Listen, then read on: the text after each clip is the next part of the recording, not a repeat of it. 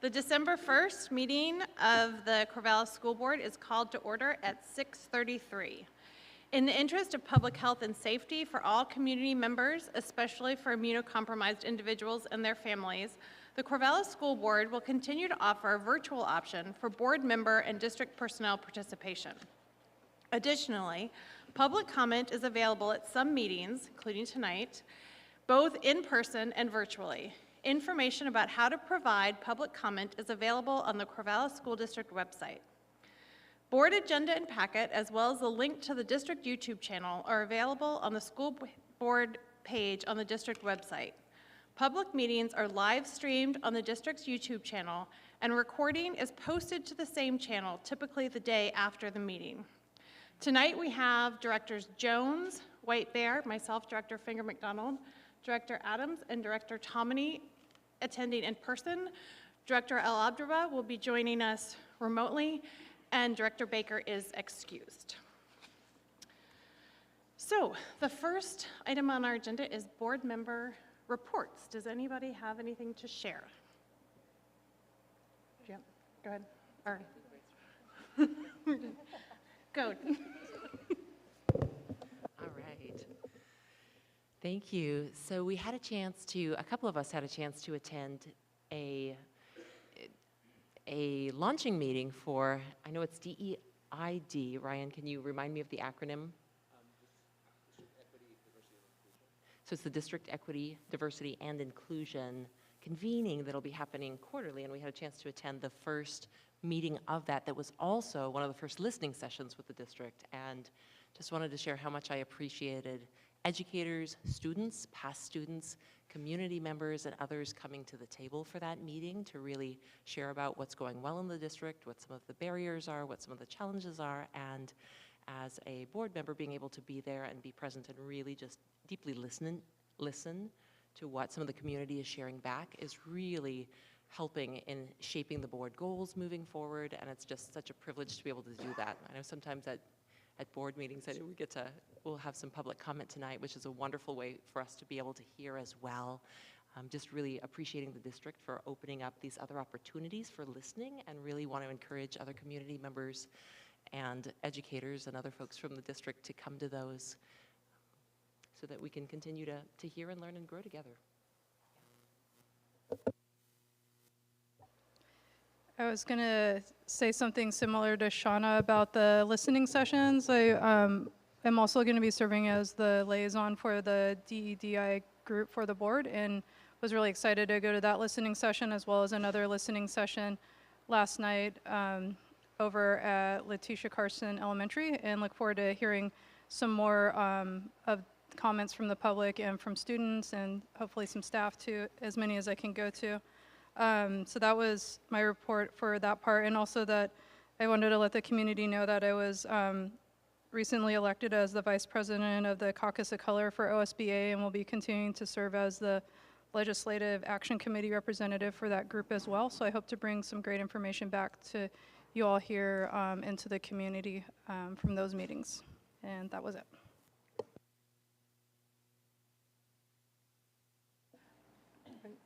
So I also attended the listening session at Letitia Carson last night, and we had about 15, 18 community members there, and it was really a good session, and I just want to encourage any other community members who would like to attend. There are two more. I can't tell you the dates off the top of my head. They're on the district website, and families have gotten texts, and Ryan can probably tell us what they are, texts and emails about the sessions. We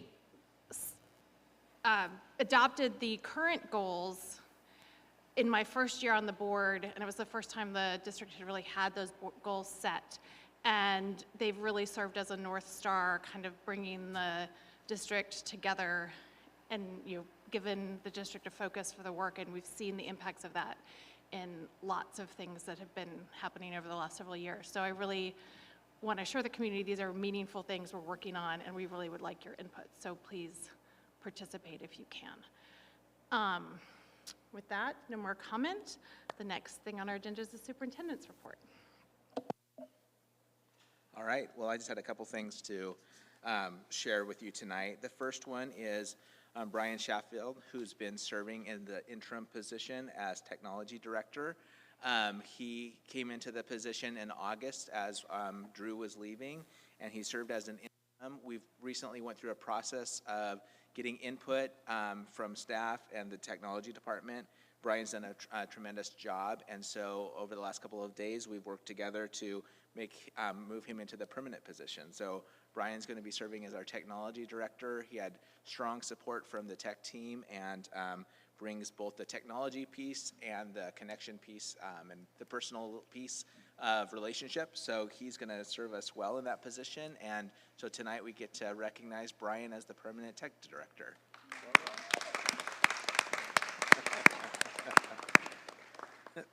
A couple of other things that this next one's more of a reminder.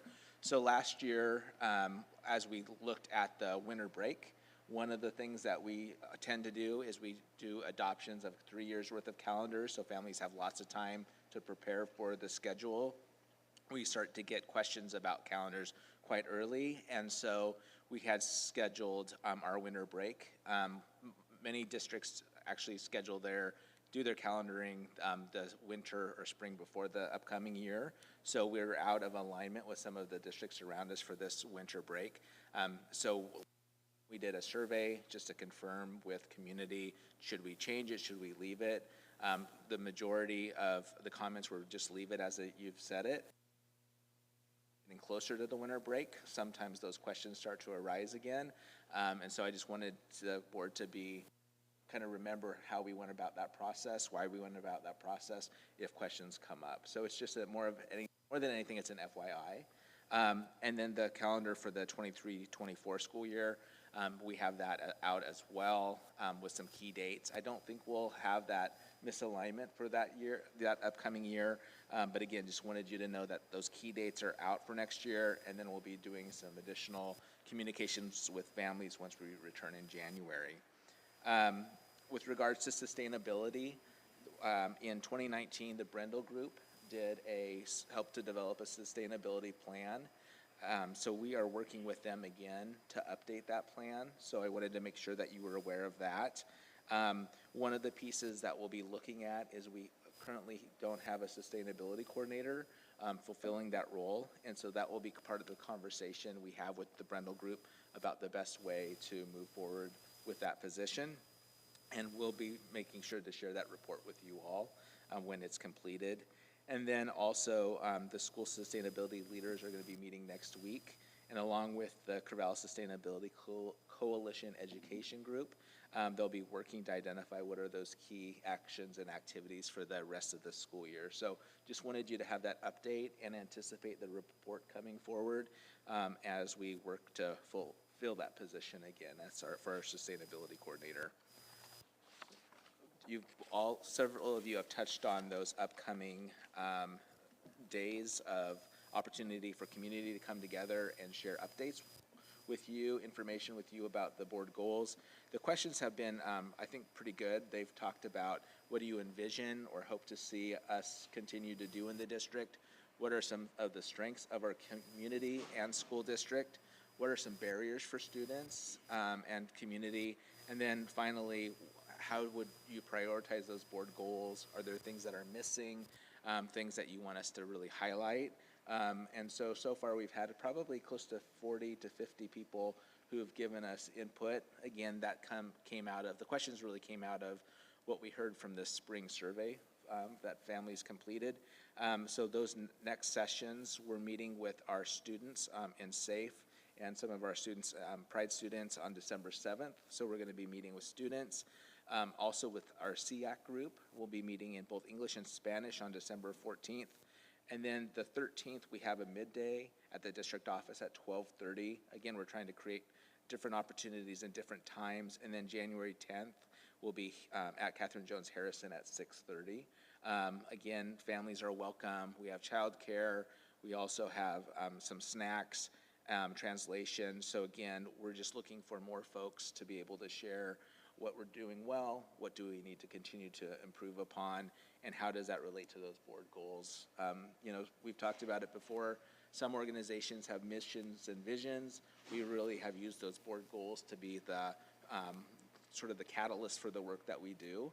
And I think that we'll continue to use those in that way, and to have them refreshed with more voice is going to be something that's really beneficial to our organization. So as you talk to folks as well, encourage them to come out. We talked about that last night at the end of the session.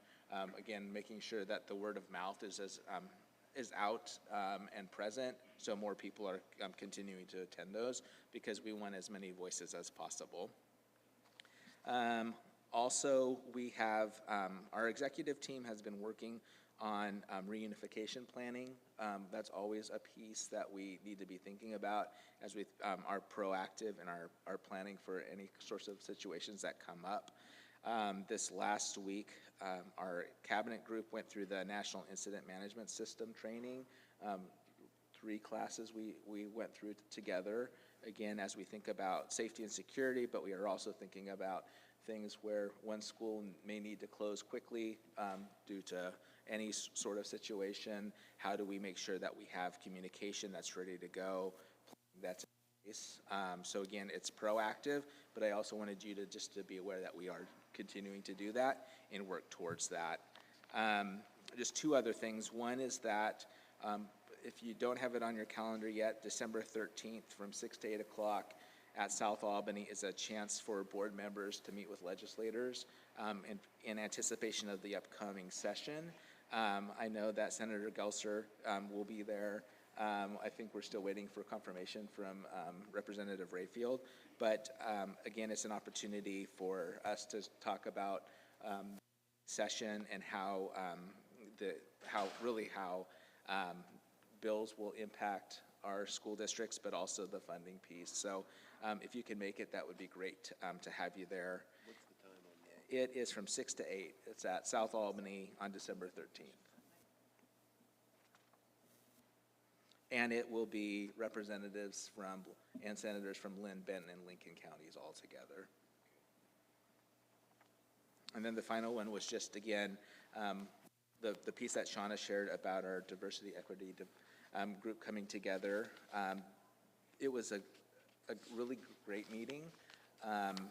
One of the things that we talked about was that we had people who represent so many different groups in our district, from our TDAC, which is our theater group that's looking at equity as we think about performances and who's participating, to our equity coaches, to community members like Casa Latinas Unidos, to board members, to student representatives, to staff, one of our teacher mentors, all coming together to talk about the work that they're doing in our system and how we work together, sharing purpose, and also making sure that there's less isolation in the work, and also opportunities to learn from one another. So that group's going to meet quarterly. Shauna and Lou were able to attend this last meeting, and I'm sure we'll continue to provide you with board reports and updates on that. So those were the things I wanted to highlight tonight for you. Later on, Melissa and I, as we work through policy and some policy discussions, she and I are going to sit at the table there so we can give feedback and input as we're talking about the dress code policy, as well as a policy thinking about representatives. So when we get to that student representative policy piece, we're really going to want to hear you 3 about what it feels like, what would be helpful as you to the board, better organize that, and so your thoughts are going to be really important. So, and we did that early in the year, so we're making sure that you're able to be here for that part. So that's will be coming up pretty soon. And that's it. Thank you. Does anyone have any questions for Ryan? Nope. Okay. Good. So the next item on our agenda is our student representative reports. So why don't we just go down the line? Zoe, do you want to start with CV? Okay, so for our school report, we had Cultural Foods Day, which went really well. A lot of people showed up and also made food. We also had a successful food drive competition that was organized by leadership, and I think sophomores won. And we also had Powder Puff really recently, which went really good. And we had actually a pretty good crowd for being Powder Puff, and seniors won. And also the talent show is set to January 20th. That's at the CV Auditorium. And then for the schools report, volleyball won state, and then girls soccer got second in state, and girls cross country got third in state, which sophomore Emily Wisniewski won. And then boys cross country got fifth in state. And then winter sports are kicking off. Yesterday was the basketball jamboree, and the girls won every game, so to a good start. And also, side note, Core Council wanted to remind that Samantha hasn't heard back on the gender-neutral bathroom, so they are excited to hear about that and if there's progress. Okay. All right, so we just had our blood drive, and we met our goal, and we also had a record number of first-time donors. And then we're starting up our Winter Smiles program, and this year we have a record number of families. I think we have around 52 now. And we have many gifts coming in every day to the office, which is amazing. We're starting up our Polar Plunge, just funds for that, and we're hoping to get more school-wide participation this year. And there's a possibility, I think it's going to happen, of joining efforts with CV's team. And the money is going to go to our unified program. And so our unified basketball program is starting up. For those of you who don't know, that's our program where our special ed kids get to play basketball. And then, speaking of basketball, our first basketball game for the boys is tomorrow. And then lastly, our winter formal is moved to January 28th. It's still going to be with CV. And also, as part of my report, I would like to ask, how is the school district going to provide food for students over winter break, and where will the food be?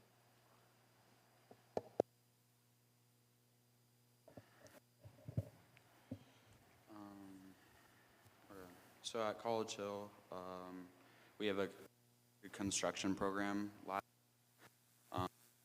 Entered as we do academics in the morning, and then we go out and we on drafting, metalworking, woodworking, math, writing out plans, and autos. We got to learn how to weld and build cutting boards.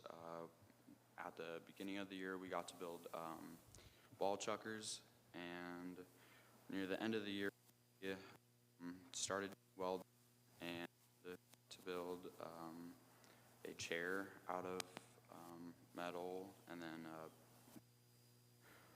and then this year we have new juniors, and the senior group, we're starting on tiny homes. We've gone all walls onto the miniature homes. So we're going to be doing siding, roofing, basic carpenter techniques. And then at the beginning of this year, the senior group, we have a deck outside of the modular at our school, or out of our class, that goes to our modular, and we took that apart because it was rotten, and we rebuilt it and made that a lot better. And last year, getting to be in the construction program a lot, and open like new opportunities. I got to work for the school district this summer and was group maintenance. So, got to take down TVs or whiteboards, replace them with projectors and stuff. So yeah, just learning that and learning about the trades and learning about how much money you can earn, and that you only need like a high school diploma and you don't have to go to college to do all that and can still make a lot of money and have a successful career. I have some questions on transportation. What can the Corvallis School District do better on transportation for kids to getting to school? Because people need to get to school on time to be able to learn, and going home, buses need to be there. You know, if we get out at 3, then they should be there somewhere around that, so kids aren't leaving around 3:20, 3 or 4 o'clock. And then maps, updates on all the maps. Some of the maps aren't updated, and they don't have some of the countries or cities that we have now. Yeah, that's all I have.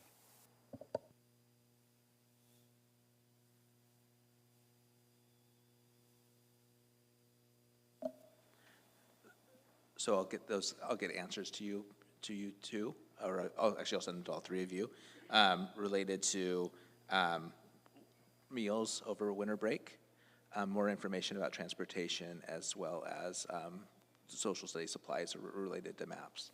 So I'll make sure that I get that information back to you. Thanks for the questions. Yep. Does anyone have any questions for our student representatives? What kind of maps were you talking about? I didn't quite catch that part. Maps in classrooms. Oh, classroom in the maps. schools Okay, and that's stuff, helpful. yeah. Thank you.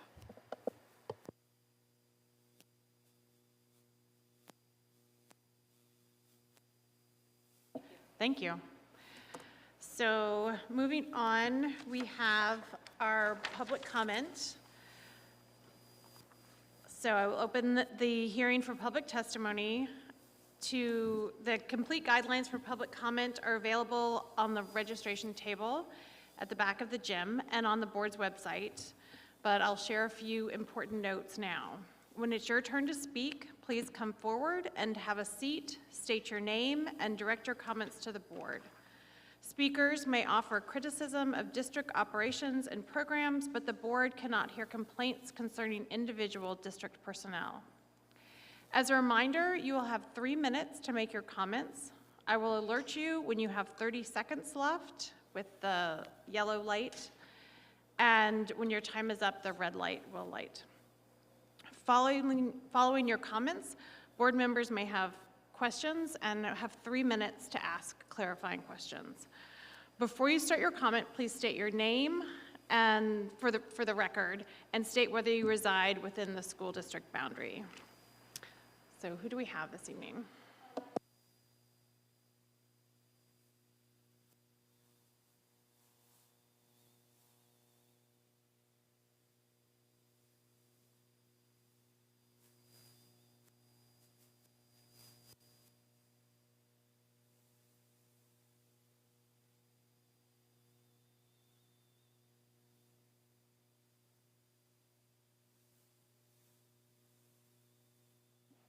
Right there? Sweet. Okay. Step my own anyways. Okay, thanks for having me. Thanks for service, everyone, and welcome, everyone. So I'm here, my name is Alexis McQuillan, and I work at Sheldon Middle School, and I'm here to advocate strongly for the creation of an alternative ed program at the middle school level. I wanted to tell you a little bit about the behaviors that we're seeing at school and how challenging they are. So at Sheldon, we started noticing kind of a huge uptick in challenging behaviors and just a lot of stuff going on before COVID. So it wasn't just related to COVID, but with COVID and going through the pandemic, it's kind of exploded. And so it's anywhere from, kids not going to class at all, kids walking the halls, hiding out in the bathrooms, all the way up to really, really big behaviors, students hitting EAs in particular, and things like that. So we are working on a lot of different things at our school to try and address these behaviors, and it's extremely difficult. I would say we probably have 1% of kids who have the highest needs and who are showing all these different things. It's not a huge group of kids, but it's also the group of kids that is really not accessing education at all on a daily basis. And these are the kids that we're like completely losing every single day that they come to school, which is a huge problem. And not only are they the kids with the highest needs, so some of these kids have trauma at home, trauma at other places. Everyone has trauma from the pandemic, social media. There's all kinds of things that we have in the mix here. So these are kids with our absolute highest needs. Are not, I don't see them going to be able to learn and be successful in a 30-person classroom, 6 periods a day. And we have tried a variety of different things, but losing them on a daily basis. Something else to help these students so that they can succeed and graduate, right? If we're seeing it in the middle school level, they're gonna be nowhere by the time they get to high school, and we know that's a huge problem. So these kids, we need a program for these kids. It's also pulling our resources from our EAs into one-on-ones and things like that, and we have kids in our classrooms who need extra academic support who aren't able to access that as well. While we're on the topic of EAs, I would also like to mention that we have great EAs, amazing EAs, and they need significantly, well, let's just say they need any training. They're not getting any training. They come into the job and get put into wherever they're gonna be, and they can't be, well, they are being successful, but it feels like they're not, right? They also need more money. So I just want you to understand that, like, it is not for a lack of trying. It is not for a lack of staff and admin. I got a couple more things here. Doing a lot of different things. As we come into the budget season, which I know is still a few months away, but it's gonna come like this, we've really got to be figuring out how we can do this. And people at College Hill that are ready to step in and help us, right, that have been doing ALT programs for a really long time. So, like, we've got to make it happen because we've got to get this group of kids on the right path and help them be successful. So, and we also need time. We need time. We don't have time ever to sit down with staff and figure out what's going on. We need paid time without kids. We will use it valuably, but we don't have it, and that's a huge barrier as well. Okay, thanks. Alexis, let's see if anyone has questions. Yeah. I do. Yeah. Oh, who? Go ahead. Who's? Oh, Sammy. Oh, Sammy's on. Hello. I was like, where's Sammy's? Okay. Okay. I had a question about how this has been brought up before in the past. Has this been brought up before in the past, and if so, like, how has it been brought up? I mean, I would say that people have been, batting this around for a long time. I mean, we had a sort of an alt program, like that's how I first got hired, but it was more like kids that are falling through the cracks, not the kids that I'm talking about now that like have a lot going on, right? I mean, we need an alt program for lots of kids because the regular classroom isn't gonna cut it. But I mean, I don't know what's brought up, to be honest, Lou. I know our admin are in communication with the district, and I know that there's it sounds like some things might be happening, which is great. But yeah, I probably not.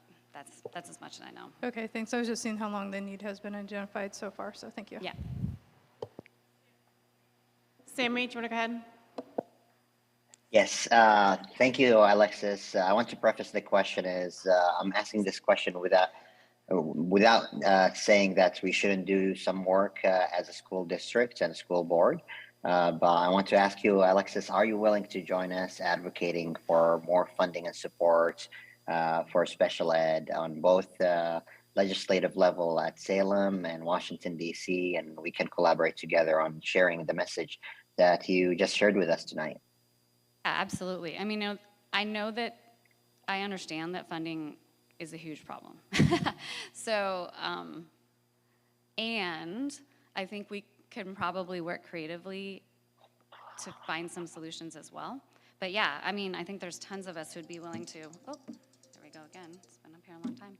I think there's tons of us educators, teachers in the classroom that would be willing to to speak and advocate at the state level for funding, for sure. Thank you very much, and let's connect.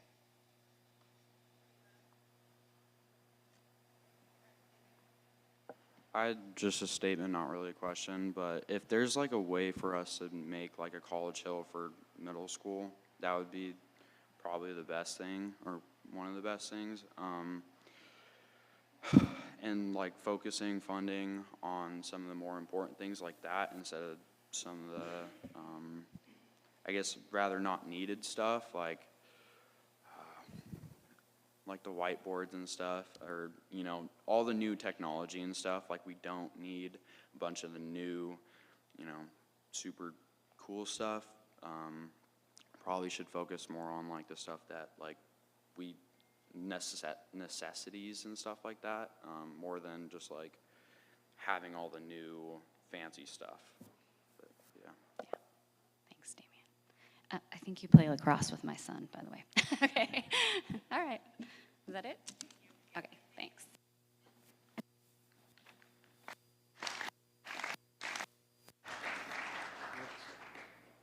Next.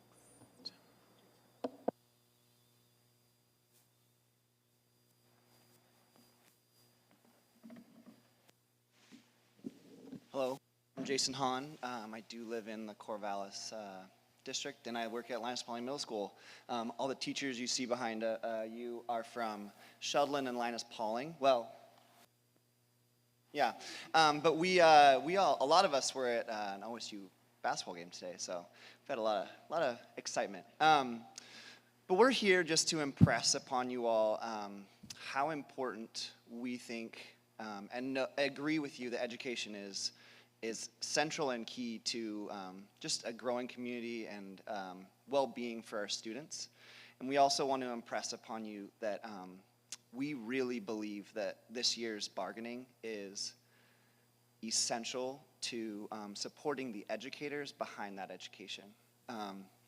So we're here just to make our presence known, that we are faces here, and you all know this, but just to reiterate that we are here to back our students, to make sure that they all get the best education that they can. And we have great ideas like Alexis, and Linus Pauling absolutely agrees with what she presented today. We have a lot of high needs, and an alt program may be an answer to some of those needs. So that's all I had to say. Does anyone have a question? I just have a comment. Thank you for being my guide at the basketball game today. Yeah, absolutely. Yeah, thank you. Thank you.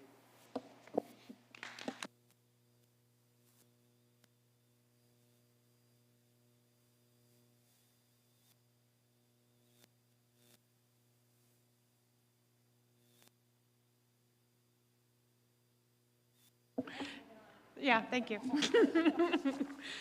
So with that, we'll close our public hearing for this meeting. And thank you all for coming, especially after the basketball game. I had a kiddo there who had a good time. So thank you for taking that on. And so the next item on our agenda is our bond update.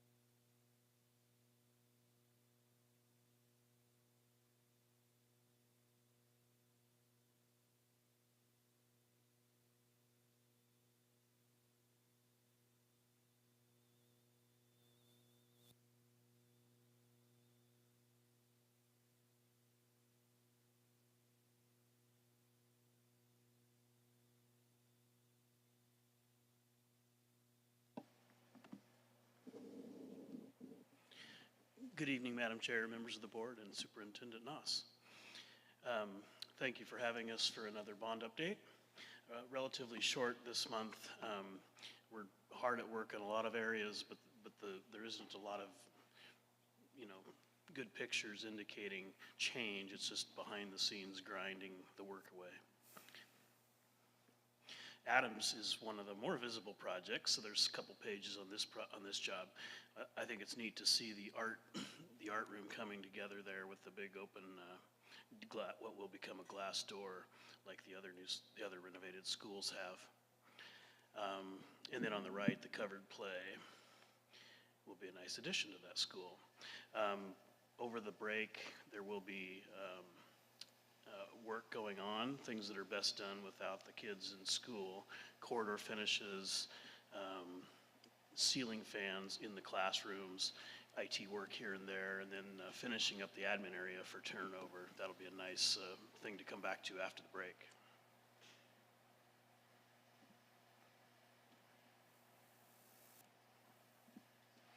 And there's the admin area a little bit, coming along real nice.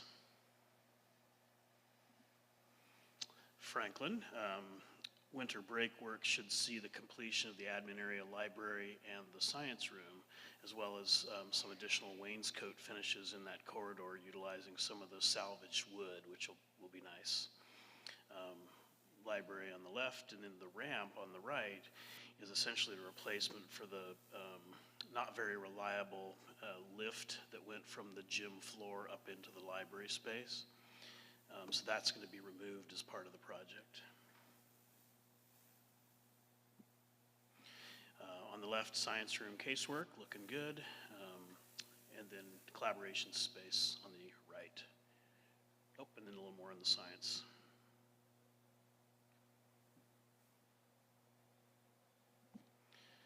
Mountain View, again, winter work abatement, so it's good to get that done when when it's a holiday time. Same thing as Adams, ceilings, fans, and IT work, and then finishes in those corridors. And you can see that addition coming along nice. College Hill, a lot of the messy interior work is done, and I understand some administrators got a tour there today, or yesterday, so that was nice for them to be able to see what's going on. The modular at the urban farm is now able to be utilized. So that's good. This is some of the site work that it took to achieve that modular occupancy. This is the entrance off of 33rd. And you can now see a ADA parking spot taking shape in the left side of that picture. And eventually that'll become an easily accessible, or actually that area gets converted to traditional parking, and the ADA parking gets moved a lot closer to the school building. This is temporary to serve that modular classroom. So I had a chance to go to College Hill today, and and it's interesting because we've had so many projects that have gone on over the last handful of years that sometimes you lose kind of perspective on what each project's going to be. But walking through the school today, basically it's an open space. There are 2x4s and 2x6s and some framing, but generally speaking, it is just an open space. So when you think about the amount of work that's going on there on the first floor, it's really phenomenal. So I'm really excited about it, having gone through today and just again recognizing, wow, this is, we so often we talked about what light refresh meant and some of those terms, but it is basically new bottom floor. It's exciting. I would also add that we're working with the Central Instructional Media staff to start planning reentry into the upstairs classrooms for that program. And I also wanted to mention that this area that you're seeing on the screen is actually complete.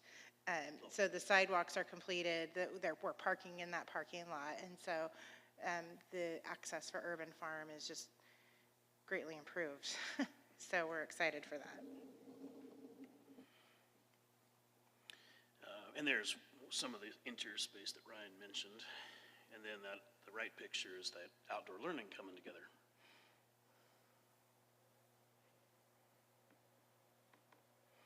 And And there's the modular that's now usable.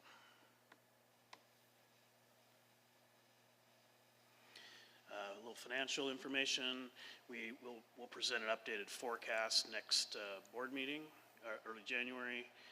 It is anticipated we'll see a modest increase in forecasts, still functioning within our budgets, overall budgets. And it's not unexpected to see continuing issues arise through renovation projects, College Hill being one of them, and then also the other schools that are still underway.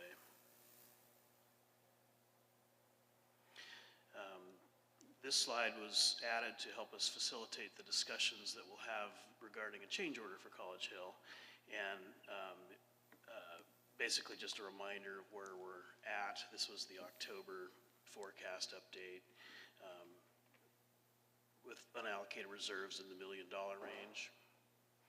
The change order you're going to see for College Hill tonight was included in this forecast, so it's not a reduction of that amount. That's just more detail there. This is information that's in the front part of your written board report for this month. This is how kind of the remaining projects shake out. Slight updates, nothing too dramatic since the last time you saw this. Good news is that the Bessie Coleman Elementary intersection project, which has been a thorn in our sides, is gaining traction, and instead of next summer, which we thought just a few weeks ago, we're now on target for February, March turnover. Our project manager Kieran met with Tracy, the principal, to talk through the routing and safe routes to school and all of that, and have alignment. The question is, when would we what precise date would we open that up? And it might be best to do that right after spring break, just for ease of transition. That is all the significant information on that page. And that is the last of the visual report. Any questions?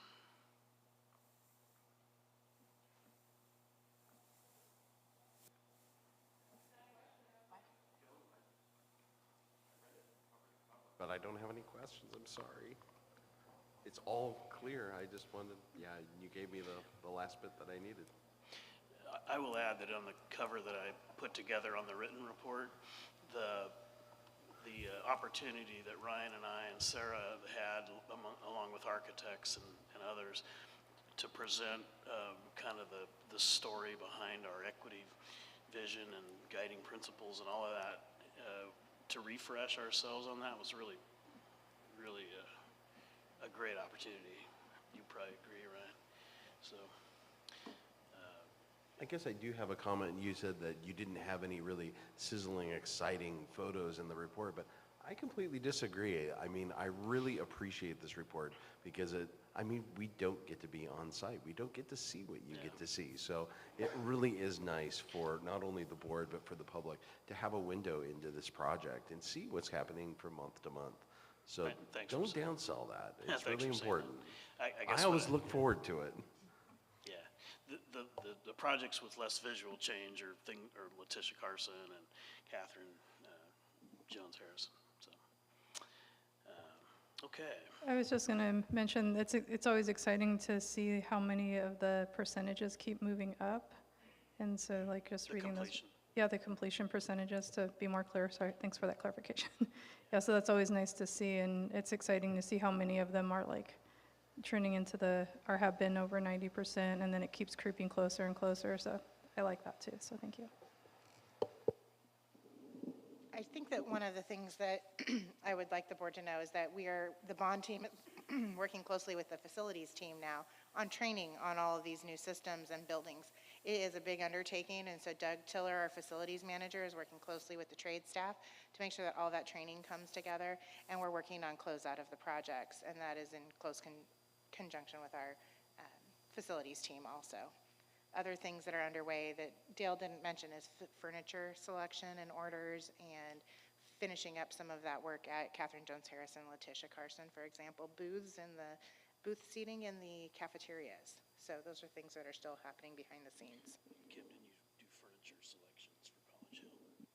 Yep, we've done furniture reviews for College Hill, Mountain View, and Franklin's furniture, I think, is already on site. And the new principal, Amy Wright, is very excited to get into the new spaces. She was very surprised to learn that there was some new furniture coming.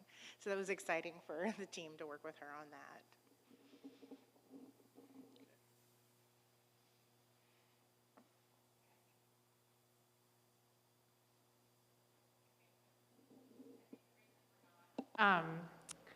Having the questions is that after how many years of this, you've anticipated what our questions will be. And so all of a sudden, those things are getting answered. And not all of a sudden, we have fewer and fewer questions, I think, every time. And I also want to say, don't sell the pictures of things like parking lots and sidewalks and things like that short, because for the kids who now have access to that modular, it's a big deal that those things are in place and all these small steps that may not look, or these steps that aren't even small steps. These steps that don't look glamorous because they're not kids walking into a new building are all part of our process of building these schools. So I think they're all important. And thank you.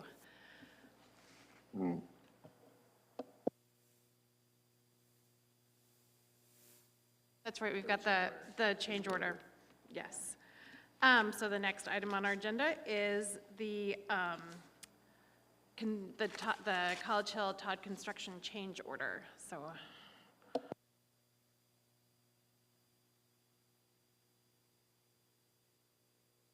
Thank you. We wanted to remind the board of the different contracting method for Todd Construction versus our previous contracts. This is called a hard bid, lump sum bid, those kind of terms are used. The contractor bids exactly what's on the drawings, and they aren't expected to put in any allowances or contingency for things that they don't know about. And that's a very distinct difference to the contract that Fortis and Girding were under. And so what that meant is we carried additional contingency into the project on our side of the ledger. And so you'll see change orders like this one tonight that there's 24 items that are built into this change order, a big list of a lot of things. A lot of it's like abatement of asbestos and leaky fuel tanks, and that's about half of it. A big chunk of it is structural, finding a lot of walls in there that weren't built to standard. Either they had a hinge point in the middle of a structural wall or they didn't have a footing. So when those things are discovered during the demolition phase, they have to be fixed. So there's a fair amount of that kind of item in there as well. Todd has been a great partner, very precise with their paperwork and document processing, and it takes a lot of effort to scrutinize those kind of change requests that you're seeing tonight. And that's what our project manager on this project has been doing before it's brought to this board.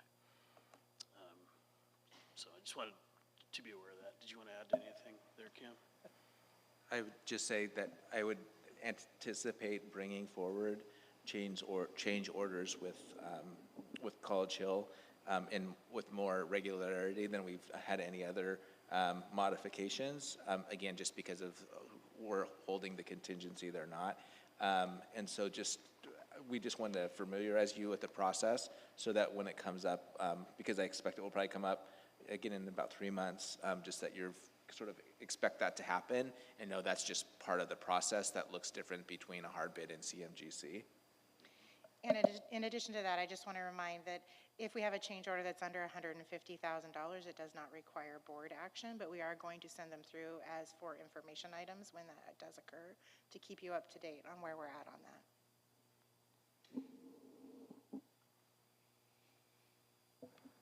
Good, thank you. So do we have does anybody would like,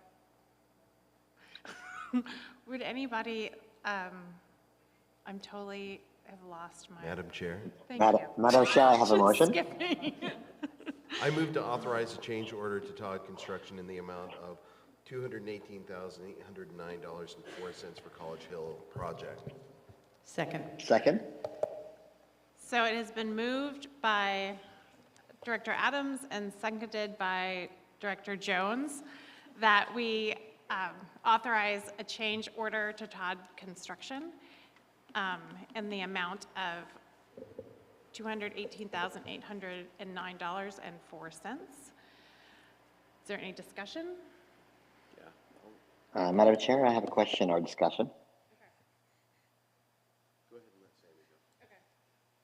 Sammy, go ahead. Thank you, Sarah. So I have a question related, not necessarily only the change order that we have right now, but also overall College Hill and potentially overall bond. Do we expect with the change order and the change in the scope to still finish College Hill project as expected, Labor Day or end of September? And is that the end of the primary bond promised projects, or is there a change in the timeline as well? These change requests did not increase the contract duration. Right now, their contract has them finishing the building for so we can start populating with furnishings around the 1st of August, and they have not requested additional time to accommodate these changes.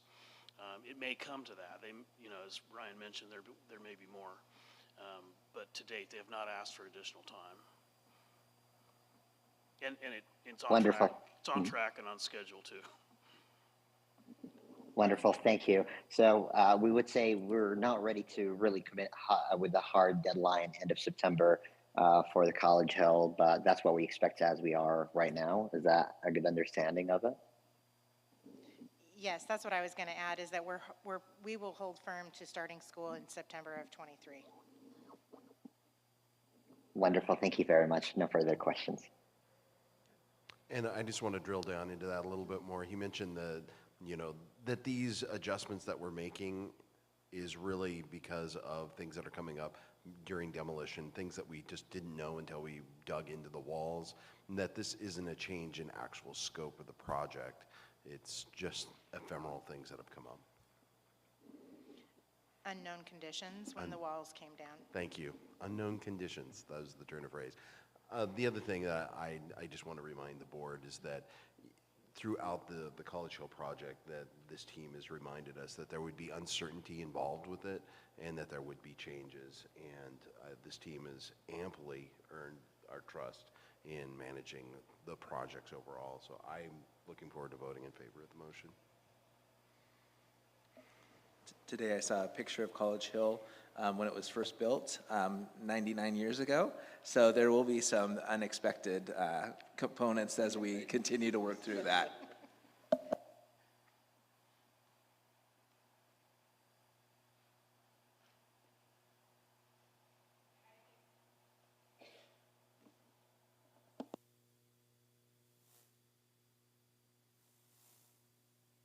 Difference in this bid process, because I think that that makes this whole process make a lot of sense.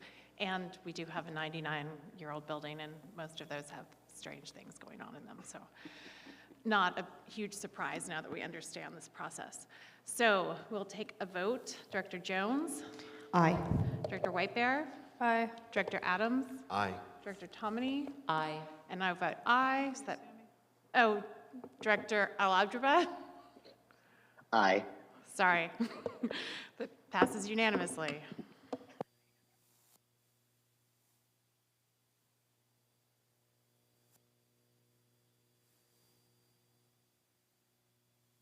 So the next item on our agenda is a review of policy BCBA, which is a student representatives to the board.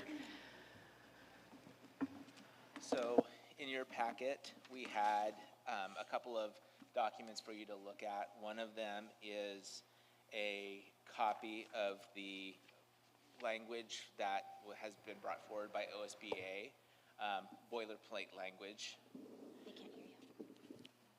The other piece is a copy of the policy that's been adopted by Tiger Tualatin. So we wanted you to have both the potential boilerplate as well as an example of someone who's adopted the policy.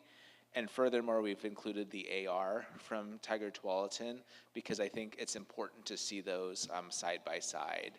And so I don't know that we're even considering this a first reading per se. We're actually wanting to get feedback on this policy as well as dress code. So what I would anticipate is that this is going to come to you as a first read and a second read after tonight. Because again, we're taking what we think others have used, and we want to get your feedback. We want to hear from our student representatives as well, because it's an opportunity for us to codify something that we've done over time, but also to create a framework that will live beyond this board, this group of people here tonight. So that's what we're intentionally planning to do. So with that, I'm just going to open it up. Again, for the student reps, the policy, the way that this is going to work is a policy is usually pretty broad. It doesn't have much detail, just enough for us to have a framework. And then the additional document, which is called the AR, that's the two-sided document, and it has a lot more information about what the role of the student representatives to the board are. So those are the two pieces we're going to be talking through. So student reps who this impacts the most, why don't we start with if you have any questions or comments or issues that you might have with these policies?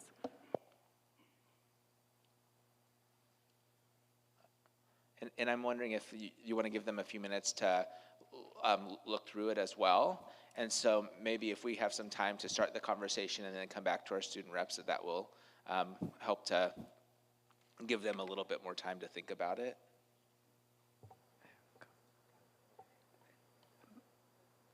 Are we doing discussion now?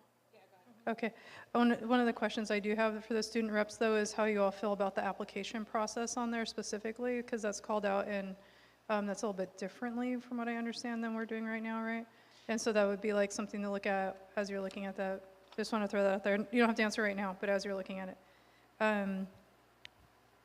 One of the things I didn't see in the example that I think's important, I usually don't do that, my gosh, is that we don't have them stay for the whole time. Mm-hmm. And so I think that would be important to include in our policy that they're only expected, but they're welcome to stay. Because we have it right now, just our unofficial till 8 p.m. unless they want to stay. And I think that would be important to call out in ours. Yeah, I have that down as a question as I read through it that I was thinking about as well. Okay.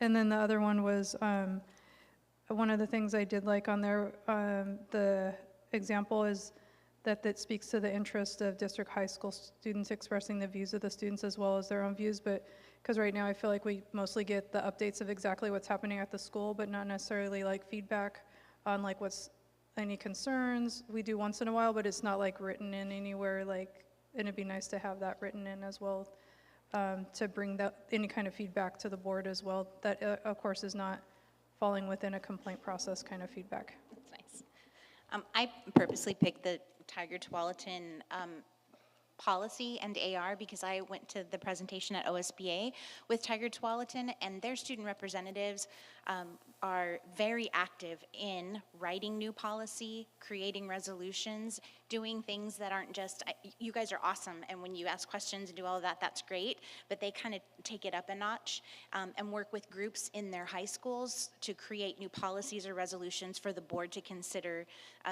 Before menstrual dignity was a state law, they were on the forefront of creating a menstrual dignity policy for the school district. They've written a climate resolution, and they've also done an anti-hate speech policy, so kind of adding to the work that the board is already doing. So that's why I really appreciate that first line too. The only other thing I had in there is any kind of like, I don't think we actually do this now, but like some kind of overview about like what Robert's Rules of Order are and stuff like that. That'll be super valuable in the future as well, but just like understanding why there's time limits and all of those, how meetings are run. We don't have that embedded anywhere, so if we're making a policy, maybe that's something that on the district side that's being provided for students too. Yeah, I thought under number 3. Is that in there? I was thinking under number 3 in the AR, we could add something around training, Okay. potentially. Yeah, that's where, yeah, the training piece I think would be super important instead of just hang out with us. Yeah. Yeah. So we had a question. So is there a change of how school board reps are going to be like elected? Is that what the first point in the second page is saying? So that's one of the things that, sorry. Continue to lean over. Well, that's one of the things that how they do it in Tigard. I know that right now we have 3 high schools that each do it in a different way. And so I think that's one of the questions we'd want to talk about, because I think that we don't have to add that language. That's up to us to decide if that language works for us or not. It's totally, this is just a draft. And so I know that, again, each one of your schools chooses representatives in a different way.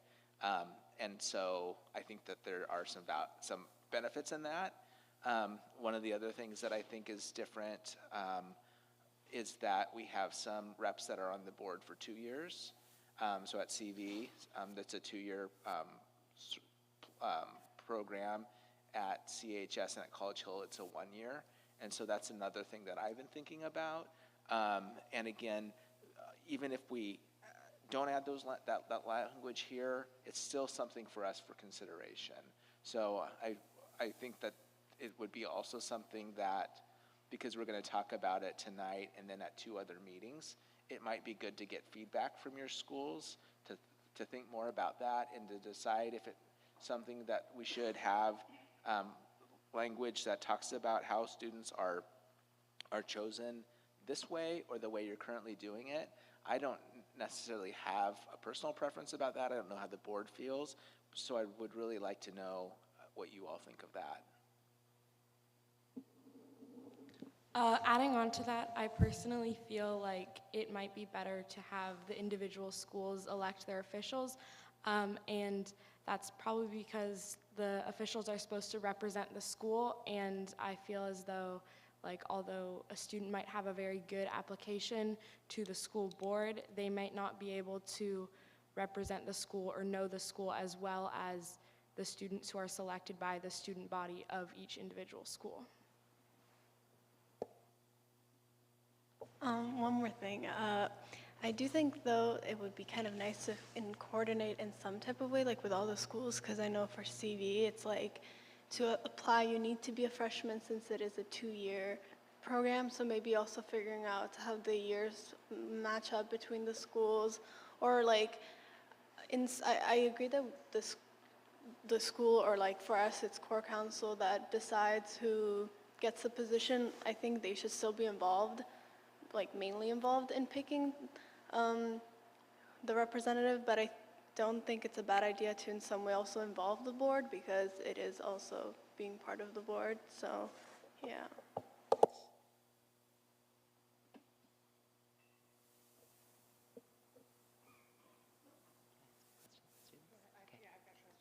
Okay. So I'd love to ask the 3 of you a couple of things. So I'll start with one, and then maybe I'll pass off, or do you want me to just ask both? Or? And I want to add too that you haven't had a lot of time to think about this. So if we ask you questions and you just say, I need to think about that more, that would be great. You can, I would be happy to sit down with you and talk to you about it outside of a board meeting. We could go for coffee, or just send email to the board with your comments. So don't feel at all like you have to be able to answer all these questions right now.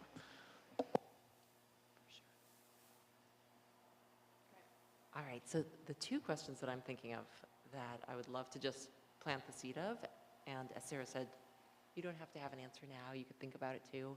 One is around, what do you think would be helpful for you or other students coming onto this role in the school board for support? Because that's an area that several of us noticed was missing on there in terms of, it talks about your responsibilities as a student on the school board and a student representative and how you get to this position, but it doesn't talk a lot about what are the supports that are in place to help teach you about what this role is about, or what you can do as part of this role. So what would be helpful for you in that sense? Maybe things that did happen for you that helped you feel more comfortable being here, or feel like you knew what you were able to do, or maybe where you have open questions, like, well, it would be really nice to have someone talk to us about this, or show us this, or model this. So questions around what kind of support you think would be helpful, either for you now or other students in the future. And then the other question being around, are there things you had hopes for in this position that you want to be a part of in serving in your role on the school board, and you're not sure if that's part of your role or could be part of your role that we could bring into this conversation? So questions around support that would be helpful for you or other students in this role, and then hopes for things that you would be involved in that either you hope is coming or wonder if that could be part of what you do.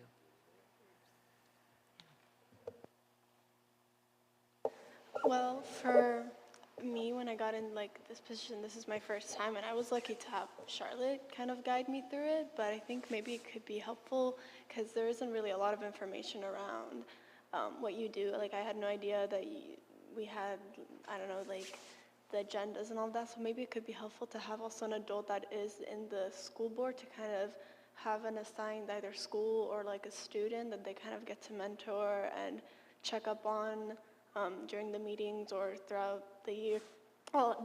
So that could be helpful probably to have an adult also kind of explain. Yeah. I agree with that. I kind of came into this as my first year too, along with my co-president Emily, and we had a brief conversation with the previous presidents and the representatives, but I think in future years it might be nice to actually be able to attend one of the meetings and kind of shadow the representatives before us, because we do have our elections the school year before, so I feel like there's still time to be able to attend a school board meeting and kind of get to see what their process is, how they take notes, and kind of figure out how to do that. Even if we decide that we prefer doing it a different way, it'd be nice to have some sort of framework before we just go into it. I like to agree with everything that they were saying. I kind of just got questioned if I wanted to be a school board representative. I had no idea that that was a thing. I had no idea that there was a president for the school or anything. So I had no idea. And adding on to if there was somebody to mentor or somebody that we could talk to before the meeting, just to get an idea of what we're gonna talk about or what we can say. Also what can we go and ask the school, who are we gonna go and talk to ask questions about certain subjects or topics and stuff like that. Yeah.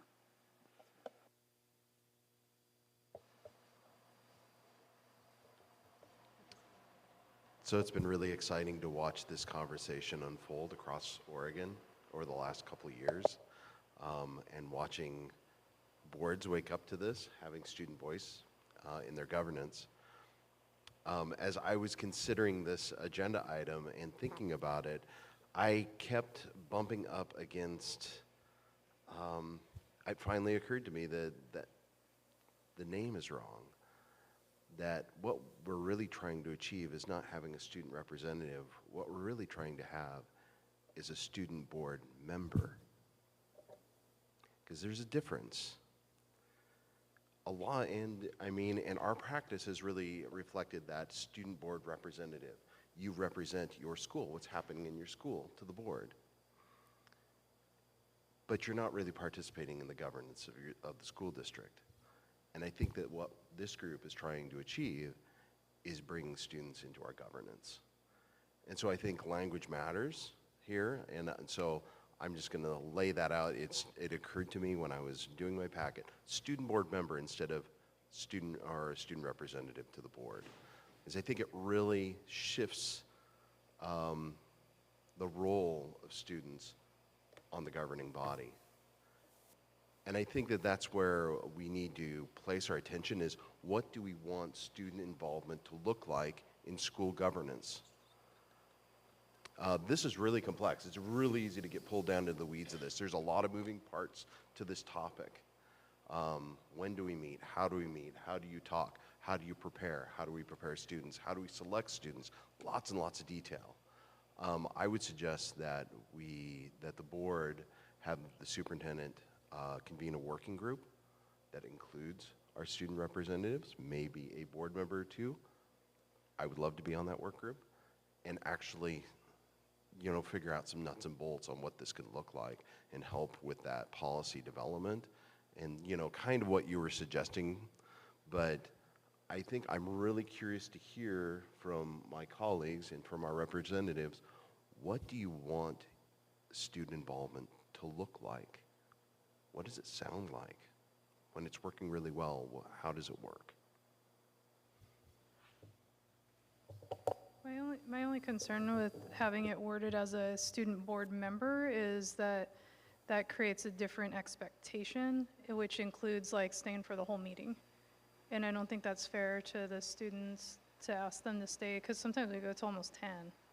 And I know some students have, and that doesn't mean they don't have to, but I think words do matter, and so does the perception of having a word like student board member could be confusing because they're elected positions, and we all know they can't be elected as students onto the board. So I think that we do need to consider like how to involve students in the governance piece in a way that makes sense within the limitations of the current governing structure for school boards. But I get what you're saying on that part, but I do think we need to be careful with words because there could be other requests, which there has been too, about adding board positions. Yeah, I think if we're going to really authentically do this and do what go where I think we're heading, the board is going to have to shift the way it does its work when it does its work. I mean, we may have to have earlier meetings to accommodate our students. So if this is a priority for this board, then we may have to change the way we do things. I like the idea of student board members, but I feel as though that should be like, well, I'm not sure if like you feel differently, but I feel that should be something where students apply through the board, and it's not an elective person, or it could be a group of elected students from like by the student body, but then they also have to apply to the board. And I feel as though at my school I'm recognized as ASB president, and that is different from being a student board member. And so maybe that would just mean having more people at the board meetings instead of just combining it into one big job, because as ASB president, I already have many roles at school, and I'm not sure that I have the capacity to add on another role of becoming the board member as well.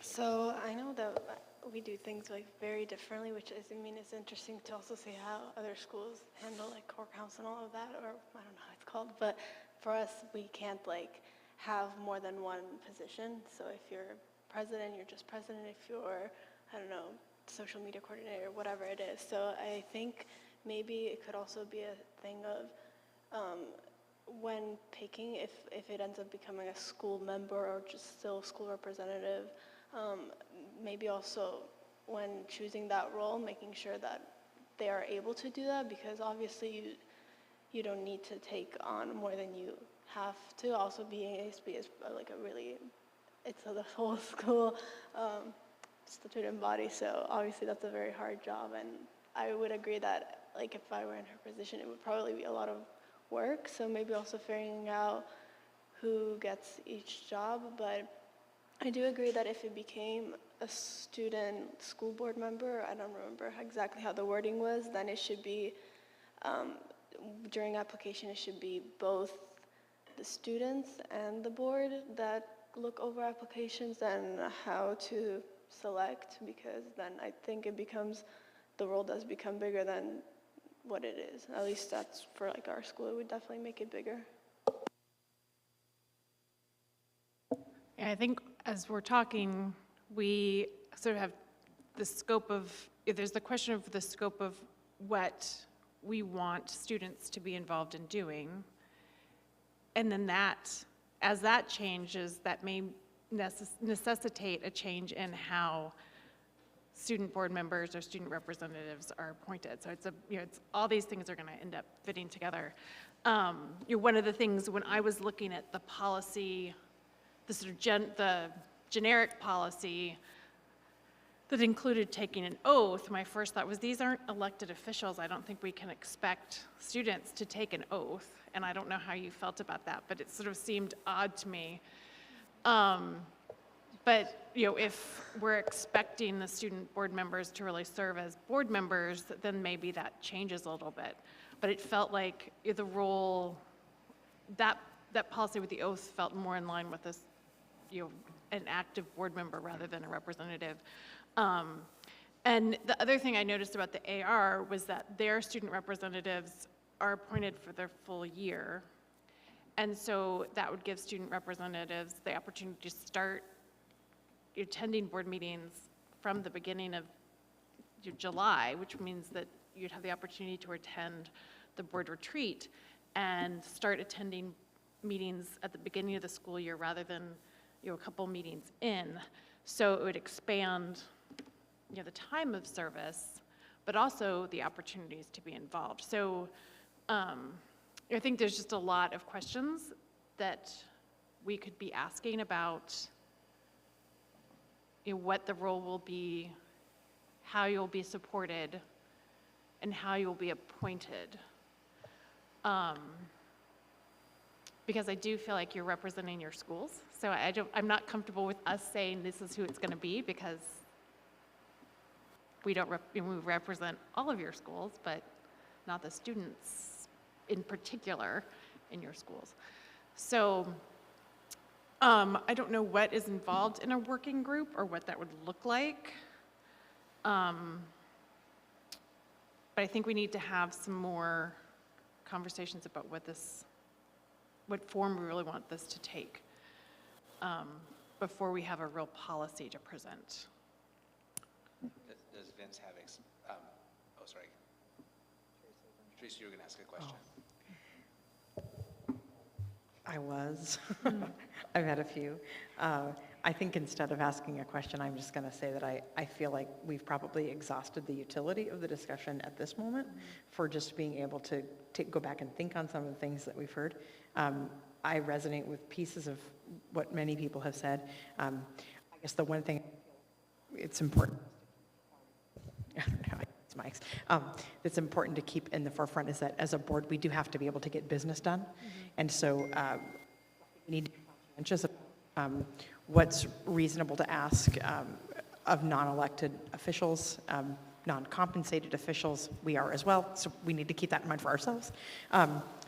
And also be mindful that when I have wanted this policy for a long time, so I'm very much in support of it. When we approach this policy, I think we need to have a really clear intention about trying to codify the participation of students without throwing the doors wide open for every single potential reasonably having something to offer group saying, well, I want to have an ex officio position too then. We need to have a reason why we are approaching this for the students in the way that we are, with I think a very clearly stated learning outcome that is relevant to them as students. I also feel like we put you on the spot this evening by saying, can you take 3 minutes and read this? And we're going to talk while you do that. And maybe that wasn't very helpful in getting, really thoughtful.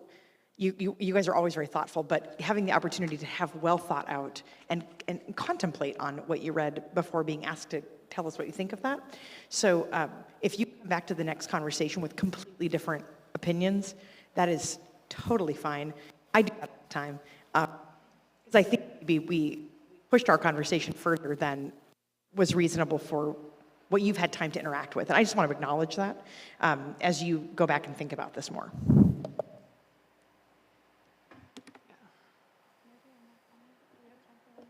Yeah. I just wanted to add one more thing, because I know you all are trying to gather input to actually write a draft, is that example that we have from the Tiger Tualatin doesn't list out by schools, but that's kind of how we've been operating. So if we want to keep that model, I think that's something important to name in whatever policies drafted, because right now it's just this number of students, but it doesn't say representing specific schools, and I know they have more than one. And I've brought up before that there are the representatives from the high schools, but there's not representatives from SAFE, and now there's like a pride group too, and I don't know if that's too many student reps, or if there's an option to include that as well, because sometimes students are involved with those groups and that serve on as board reps, but sometimes there's not, and I think that the conversation could also change a little bit too, with updates from those groups for us as well.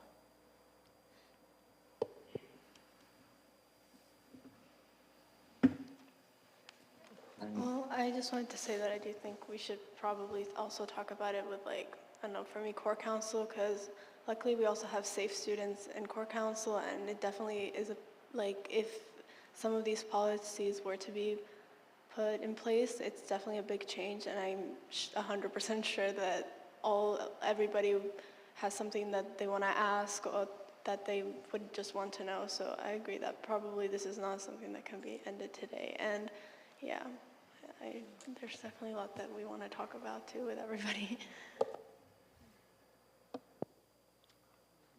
So I was going to say that if we do the work group model, maybe doing a road show and going, to these site councils or wherever, and going to the schools and having conversations and listening, might be a good way to go about that.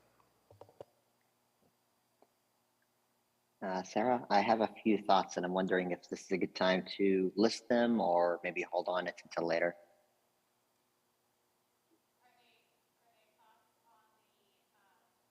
What the student representative or board member would look like, or are they thoughts that are, because right now I think we've come to a point where we need to take a broader look at what we are envisioning as our student representatives, and if that's the case, why don't we just hold it until we're having that broader discussion? Yeah, absolutely. Okay. Absolutely. Thank you.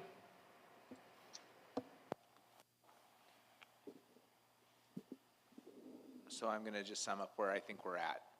I think that at this point, it's what I anticipate is some work for the two of us, engaging with students and potentially a board member as well, to spend time taking what we heard tonight and getting additional information and perspective from students, and coming back with a draft that would be the combination of the things that we shared tonight, both in writing as well as what we've heard. Is that fit with what you're anticipating at this point in time? Yes, and I think we may need to involve more than one board member, because I don't think we're all totally in line with what we're envisioning. So as we pull that information together, I think it needs to be a discussion that involves more than one of us, but no more than 3. Do we want to decide who that's going to be? Sure. Vince has indicated interest. I can volunteer. Sammy has volunteered. If we have more than 3 of us interested, we can. Can I ask that maybe we don't even have one board member here this evening and hasn't had the opportunity to express if she would like to participate? Would it be okay if we settled that a different way and then could give her a chance to? Okay. Yes, so actually what we can do is anyone who's interested in serving in that role, please let me know, and I will reach out to Director Baker and ask her or them if they would like to participate, and that way you will know everyone can have an opportunity to participate, and we'll make a choice if there are more than 3. Thanks, and I just want to say that I did not use the proper pronoun with Director Baker, and I want to just acknowledge that, and I make a note to myself to be more attentive to that, but that seemed important to say. Okay, do y'all have any other comments? Are we ready to move on? Okay, moving on to the dress code policy. So in your packet tonight is the current board policy, but also on the cover letter is some reference materials that come directly from the student parent handbook. We've talked about this before, but I use the current board policy for dress code to write the more specific dress code that is in the student parent handbook. And in addition to using the requirements of the current board policy, I also made sure to do some research with the LGBTQ Best Practices Guide from Learning for Justice, which is the site that we use for the basis for our racial equity lessons as well. And the Oregon chapter of the National Organization for Women, they've put out a dress code policy statement a few years ago, and that also was very helpful in some of the language that I used in creating the handbook information. So I'm bringing this forward because I've heard from board members that you'd like to do something with it. So let the discussion begin.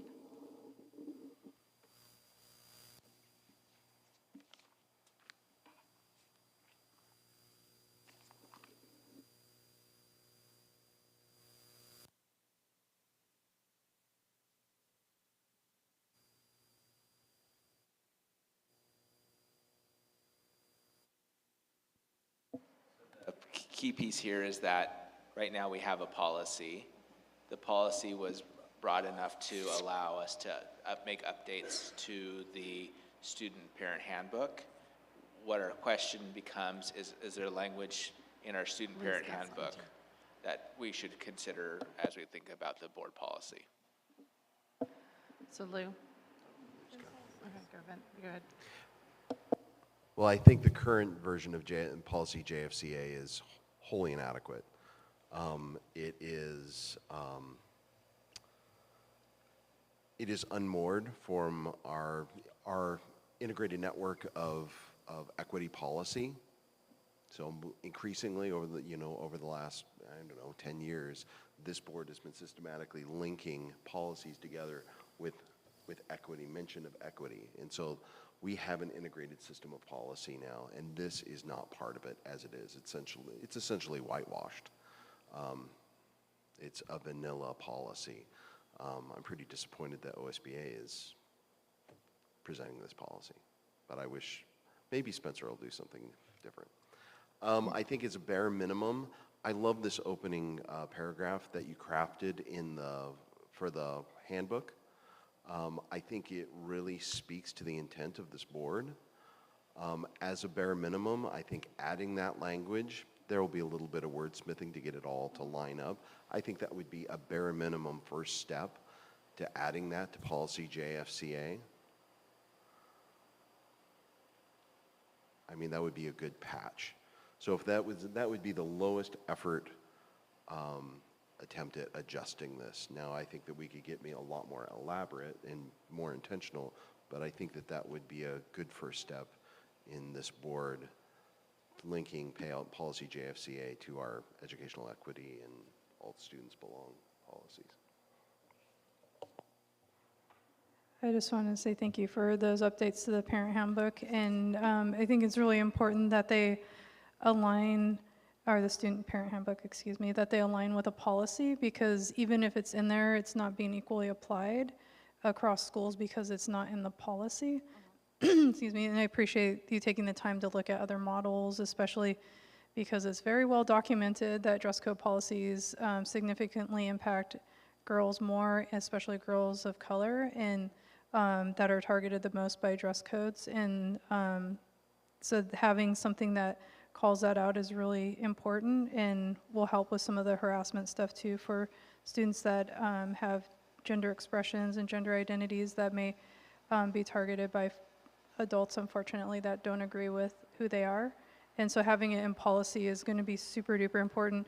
Most of the stuff I thought about had to do more with the and/or kind of things, because like right now it says, like the thing says gender identities and pride in their queer, racial, ethnic, or cultural identities. Sometimes it's both.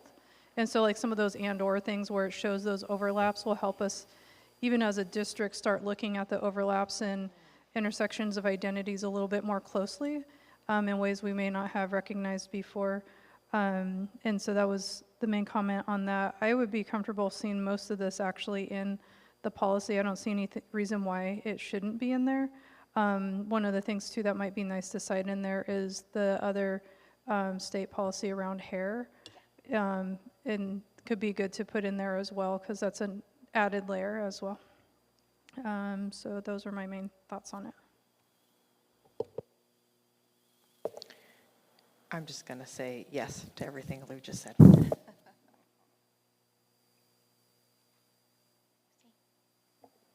To add to what White Bear was saying, I would like to propose that there's added more things about like discrimination, and it's not always like racially, it's also like by gender, and I feel as though like as a female, I've grown up hearing a lot of things in the dress code that kind of suggest that the way that typically females dress is distracting, and I would appreciate it if there was something included in there saying that like the school board won't tolerate teachers saying that something is distracting or any staff members saying something is distracting.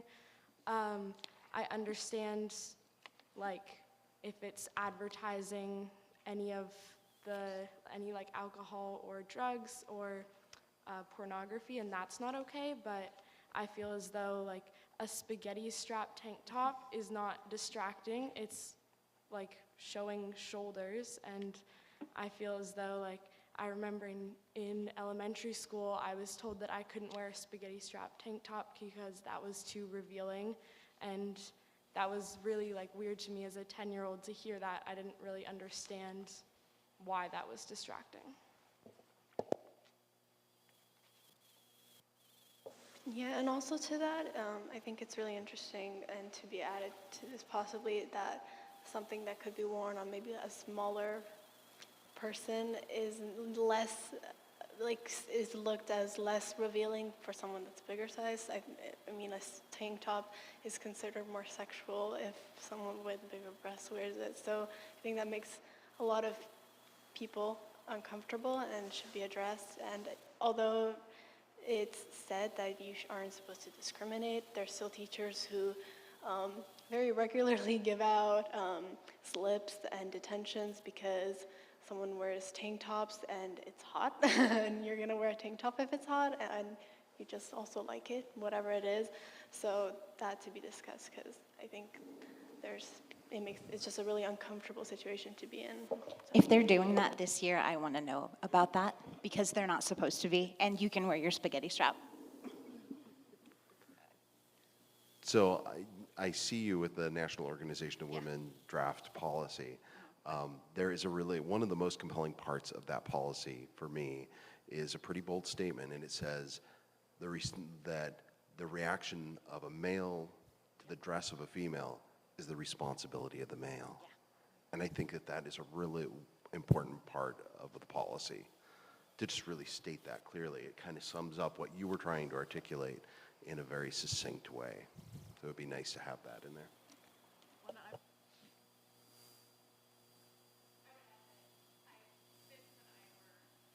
Both commenting to each other, it's in the WOW policy. I would like to see a statement like that. I would like to see a statement like that that was less gendered even, because we're saying, you know, it's a male being is distracted is his responsibility, but you know, anyone should be able to handle themselves if, you know, if somebody's wearing spaghetti straps. So please, yes, include something like that, but not as gendered. I think that the examples that you all gave are really important of why it needs to be in a policy, because of the way that it's worded. It's like, oh, this is guidance for like the student parent handbook, and like we would hope that teachers and staff would follow that, but if it's not directly in the policy, it's too easy to be like, well, this is what is meant by disruptive. And I think having even a footnote of what non-disruptive means after listening, because I thought about that too and I totally forgot, so thanks for bringing that up. Like having that description, because that's the most commonly used one, is like you're creating a disruptive or distracting learning environment. And so having like what we mean by that in this policy, I think will be really important too. That way it can't be misinterpreted. I have some really good models for that language that you're talking about in both of the articles.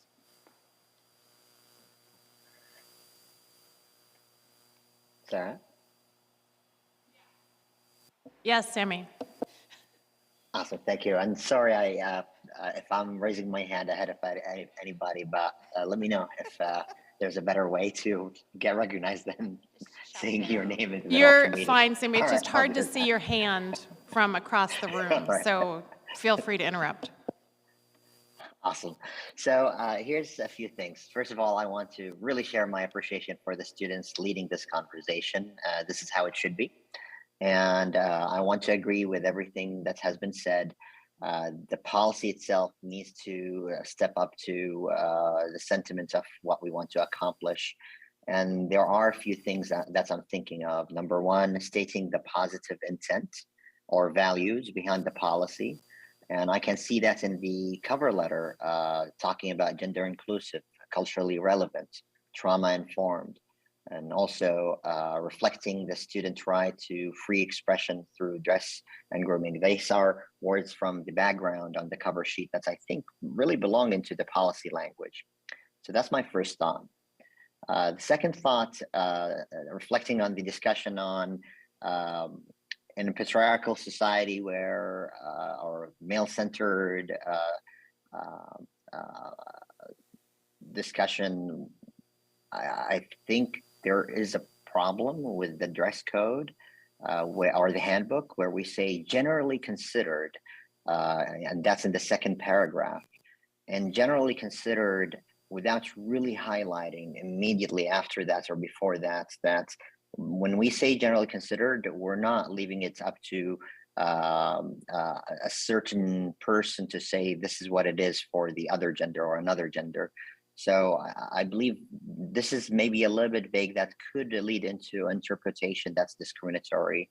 And I think that's where maybe, as Melissa mentioned, if there's any language that can tackle the angle that the students mentioned and Vince mentioned as well, I think we need to address with the word generally considered. What do we mean by that? And is it up to interpretation of a specific person or group that who might be biased by a specific bias? And that word is in the second paragraph of the page 35. Another thing in the same paragraph in the list, the last list, we state certain protected groups. And I think that we're missing nationality or national origin. And I'm not sure heritage is a protected group, but it is an overlap with nationality and national origin that might need to be captured. And I would recommend maybe to reflecting on that. If students' heritage, let them wear something specific. Does it fall within a protected group, or should we capture that? So all these are my thoughts, but first and foremost, I really want to appreciate the students leading this conversation and appreciate them for doing that.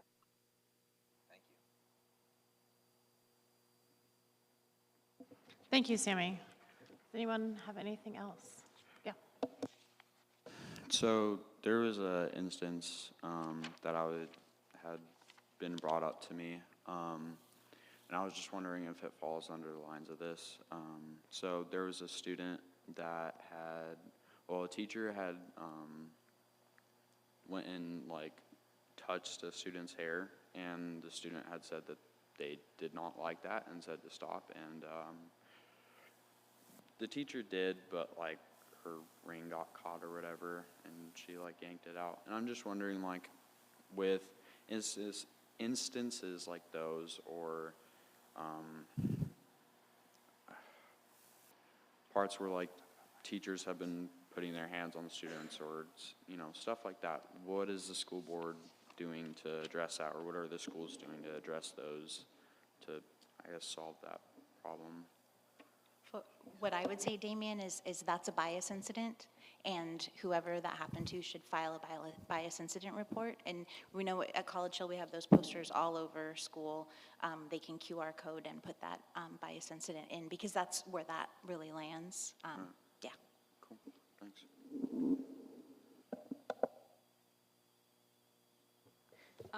Building off of what was said previously about the generally considered private parts, I'm kind of wondering if anybody here can clarify like what the specific language should be around that? I can. Okay. Yeah. So it's genitals, buttocks, and nipples. So those are the three specific body parts. So if that's what Sammy was referring to, we can throw that in the policy. But that's, I use generally considered in the writing in the handbook. But when asked by administrators to clarify, because some of them had questions, I used those three body parts.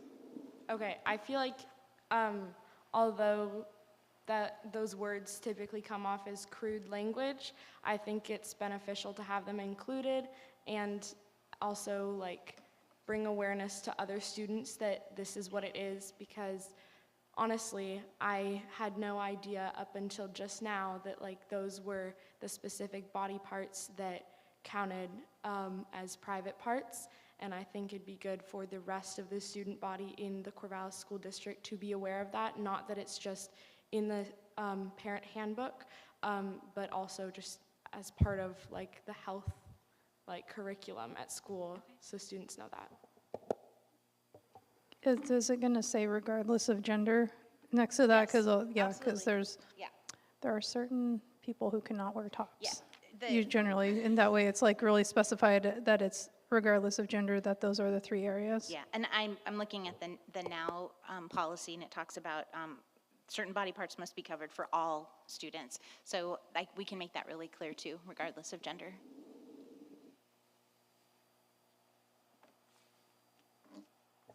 Also with that, I'm wondering like if that policy also goes along with school activities such as sports and athletics, because I recall that in boys athletics, when it's really hot, they're allowed to practice without their shirts on, and girls were not even allowed to practice with just a bra on, even though according to the dress code, that isn't inappropriate. It's a really good point. And yeah, it should be qualified. It should be there as well. So they shouldn't be taking their shirts off. You've got a good point there. Because we're talking about all, both male and female, and that's an important piece. Also, we need to remember too that some of our athletics have requirements that are beyond the dress code that are required in order to participate. You have to take off earrings. You can't have things in your hair. You can't have things on your hands, and you have to wear a specific uniform. So that's covered in the boilerplate policy, and we can add that as well. And swimming, yeah. Male participants who may not be covering their nipples. Yeah. So Yeah. that becomes, it gets complicated when you start throwing uniforms in. Can I ask a quick question? So one question just that some of the student comments made me think about in terms of just sharing an example about detention, for example, with certain clothing and whatnot. There isn't any statement either in the handbook or in the past policy, so just thinking about what the new policy might include, would it be appropriate to address how challenges might be brought up if an educator or a teacher thought something was inappropriate or fell under one of these categories that was noted in terms of the way that would be handled or approached in an effective manner that was supportive and Yeah, I feel like that's part of the training with our administrators and also their behavior staff. And there's the one thing that's really important is you can write a really good board policy, but if the dress code is good, that's great, but you also need an enforcement arm, and that enforcement arm also has to be ensuring non-discrimination and making sure that conversations are trauma-informed. I think speaking to what Lucy was talking about, the idea of being told that your spaghetti straps are in some way, suggestive, that's awful and something that shouldn't be happening. So it's those kinds of conversations and training that will be happening with our administrators and our behavior staff. Great, thanks, Melissa. And I think my question, just in getting even a little bit more specific, is would it help to have some mention of that in the policy, just so it's there in terms of supporting those efforts so that it's also in the policy versus not needing to be in the policy or things like that, not typically in a policy like this. So just to be clear, I want to know, if I'm to write this draft, are you saying writing some statement that talks about how we handle enforcement of the policy, but not specific, because we can't get that specific in a policy? Right. Okay, so you're just saying kind of the overarching, we will The approach got of it. a trauma-informed Okay. approach that is dictated by the district's professional development. Okay. That gives you a chance to then refer back to that. Okay, thank you. Okay. Well, I didn't want to be redundant, but I was just wondering on the grooming part. When it was like health, for it to be healthy, there's some students that, for whatever reason, whether it's home or not, maybe don't have access to certain things that could be considered general grooming. So maybe to just keep that in mind, and also if it could be possible to maybe have something in the policy that is more specific to sports, because rather than saying guys shouldn't take off their shirts, because it is like at wintering track running with, it gets really hot or whatever, maybe include that they can do that and girls can wear the tank tops or whatever, or whoever wants to wear their tank top, in general. It's definitely dress code during sports is definitely very different than whatever you would wear in a school setting. So if that could be a little more specific, I think that could be helpful. So when I look at the policy we currently have, it says students who represent the school in a voluntary activity may be required to conform to dress and grooming standards. So something more specific than that is what you're asking for? I want to make sure I bring something forward that is. More about sports could be maybe a different little category, just so not including that, just separating the fact that during a school day and then during a sports activity, I think that could be helpful. I think the distinction too, Melissa, is that the way it's worded, like if I read that, I would think it's talking about like at a sporting event, and what's been brought up and what one of my children have experienced this year has to do with at practice, which is not representing the school, and being told you can't wear a sports bra seems a little bit extreme when it's like over 100 degrees out. Okay, yeah. understood.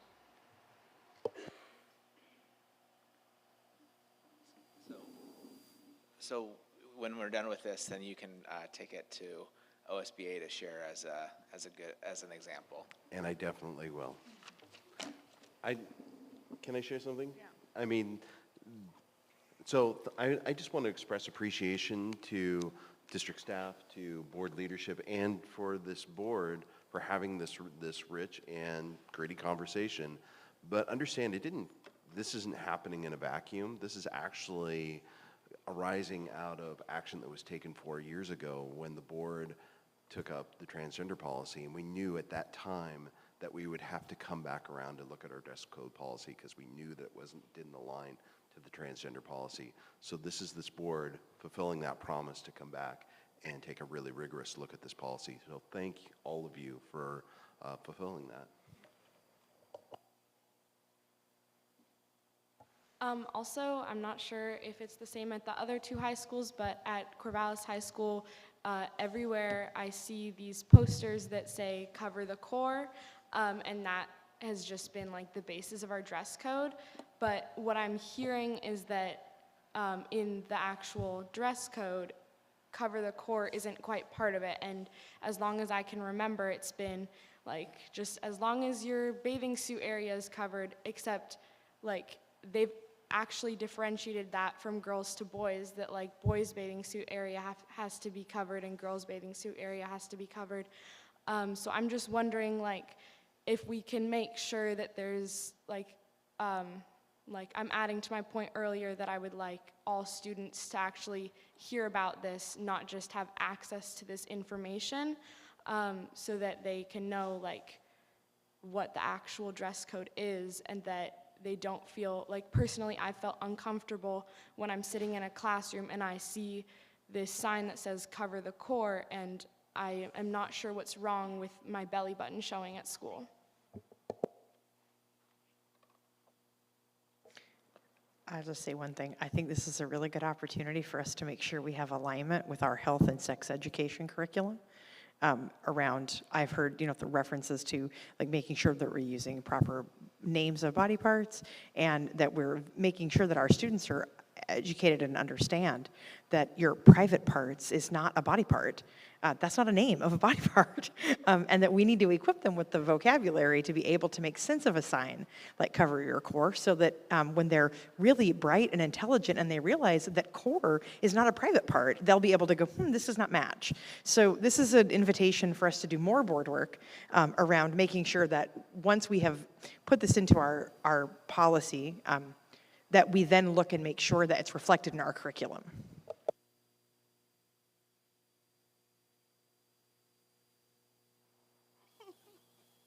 One more time.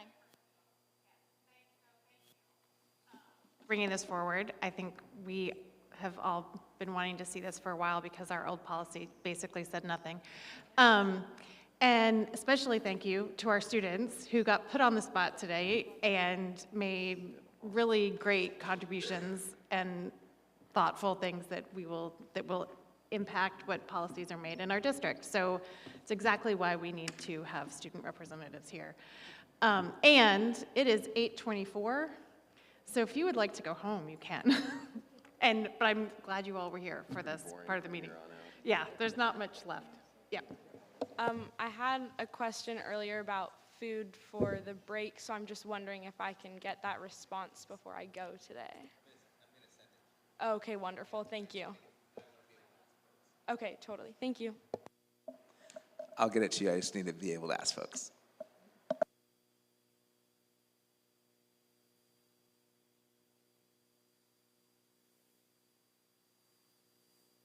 So we are going to recess for 5 minutes, and we will return at 8:31.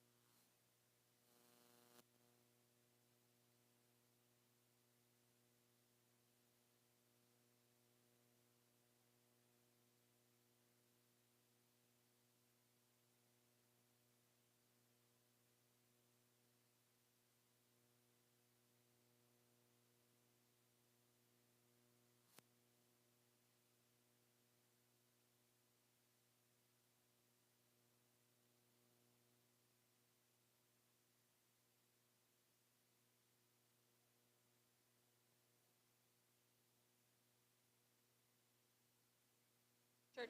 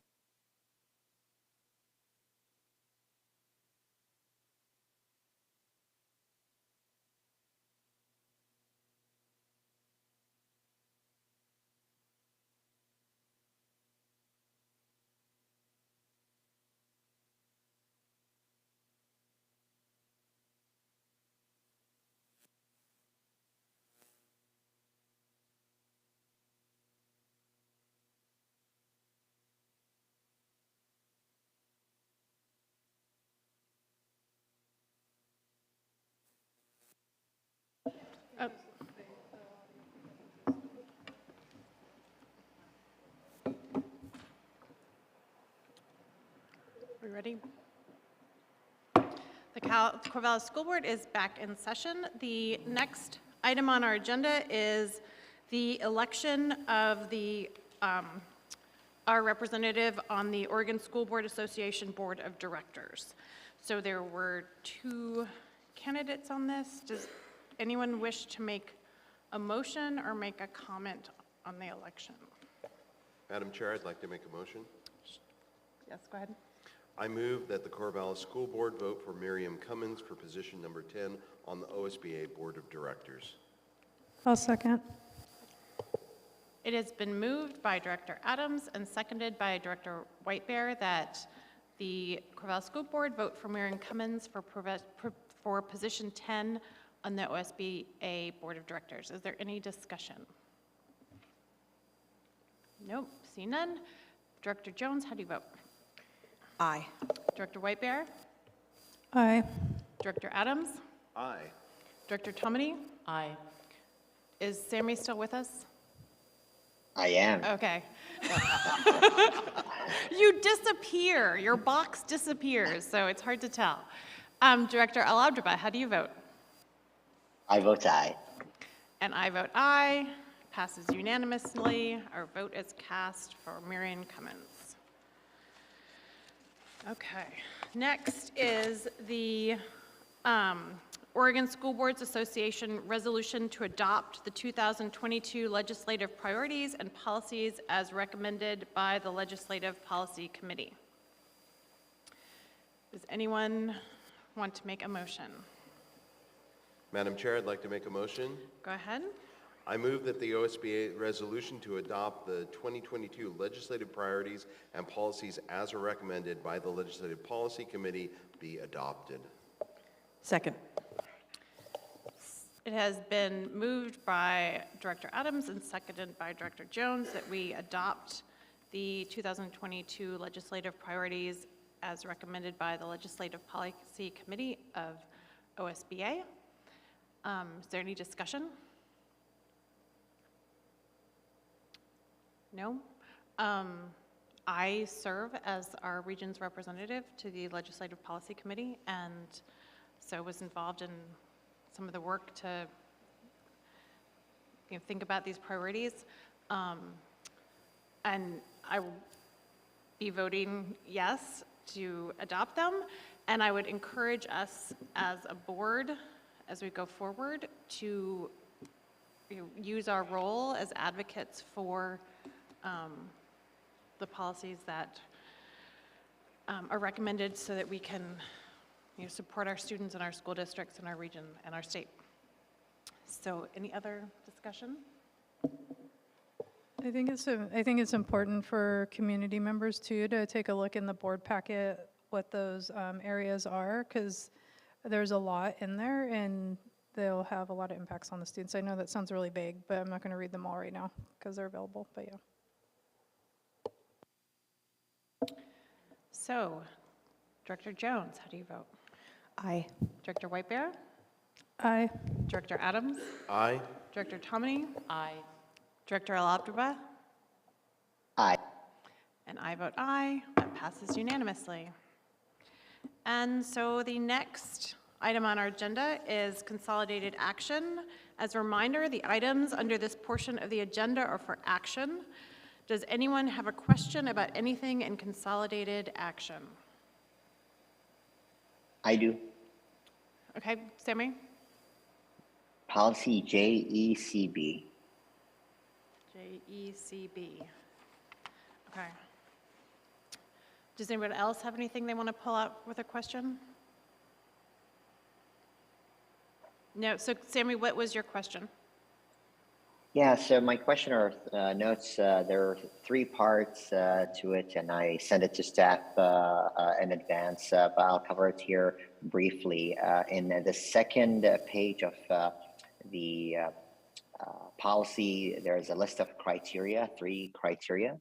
And the first observation is there might be a need to maintain parallel construction or basically a redundant word or state redundant 3 words, students who have in item number 2 might not be necessary, or maybe we just need to make sure that the 3 sentences are there's parallel construction in terms of using verbs or nouns, basically. The second one is a semicolon before the and I'm wondering if it is a period or a semicolon. And the third question, which I thought of after seeing the semicolon, I wasn't sure if these criteria are equally weighted or if they are ordered. So equally weighted means if you fulfill 1 criteria, any of the 3, you have equal priority. And if you fulfill 2, if that's a possibility, then you have a higher priority, no matter which one is it, versus ordered priority, which means those who fulfill criteria number 1 takes the first priority, and then 2, and then 3, and then everybody else. So just wanted to highlight those, and if my thoughts around the criteria weights or priorities is clear, that it's not clear. Basically, maybe we need to add a sentence or 2 to clarify it. That's in mind. If we're on a timeline crunch and we need to approve it, happy to concede and approve it, and think about that as a wordsmithing for the future. Is there a time limit that we need to pass this, or should can we table it? I think that we should take the time to fix these points, because Sammy's right, they're a little bit confusing. And we just need to have this ready for when we open non-resident transfers, which will happen in March. So if it's okay, we don't have to vote tonight, I don't think. I can take it back, repair this, and bring it back for another second read, if that's okay? Yeah. Okay, all right. And I think that's the thing, is there's a second read, and so as we bring these forward, we're looking for that input during first read. Yeah. And Sammy, I can answer the question. You don't have to meet all of these criteria. These are priorities. So the top priority for non-resident transfers go to students with siblings currently enrolled. The second priority would be to anyone who has attended before. We talked about this. Vince had the great question last time about why are we adding that, and I explained that one. And then the third priority. So I'll make sure that that's more clear, and hopefully it'll pass muster. Okay, so do we need to take a vote to table something in consolidated action? Okay, so, We can do it in the way we. Or we can, or we could make a move when we, if somebody wants to make a motion to approve consolidated action and leave it out, that can be our Madam Chair? approach also. Yes. yes. I move to approve consolidated action with the exception of policy JECB. Do I hear a second? Second. Sorry. Motion dies for lack of a second. Yeah. Okay. So it has been moved by Director Al-Awjaba and seconded by, I'll give it to Director Adams, that we approve consolidated action with the exception of policy JCEB. Director Jones? Aye. Director Whitebear? Aye. Director Adams? Aye. Director Tomini? Aye. Director Al-Abdaba? Aye. And I vote aye. That passes unanimously. So moving on, the next item on our agenda is consolidated information. As a reminder, the items under this portion of the agenda are for discussion. Would anyone like to discuss an item in consolidated information? No? Policy KG-AR. So, do you have a question about that, Sammy? I do. Okay, go ahead. And the question is about the cost impact. I know it is in the cover letter, it says there's no cost impact, and I'm wondering the increase in the liability insurance limits. Does that higher ceiling influence higher costs on the district? And how much would that be? So that would be for the user, not for the district. So it wouldn't change the costs associated for the school district. Perfect. Thank you so much. Yeah. Any other questions? No, then we can move on to board member comments. Does anyone have anything they'd wish to share this evening?